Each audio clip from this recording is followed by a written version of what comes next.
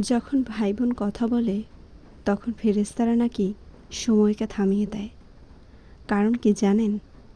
এই সম্পর্কটা দুনিয়ার পর আর মিলবে না। এই কথাটা মনে পড়লেই বুকের ভেতর একটা হাহাকার জেগে ওঠে। আমি আমার ভাইকে পৃথিবীর সব কিছুর বিনিময়ে অনেক বেশি ভালোবাসি।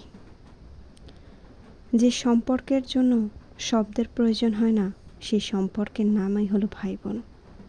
ভাই বোনের সম্পর্কের গভীরতা এমন যে তা হাজার সমস্যার মধ্যেও অটুট থাকে। ভাই বোনের সম্পর্ক কোনো কিছুর সাথে তুলনা করলে হবে না।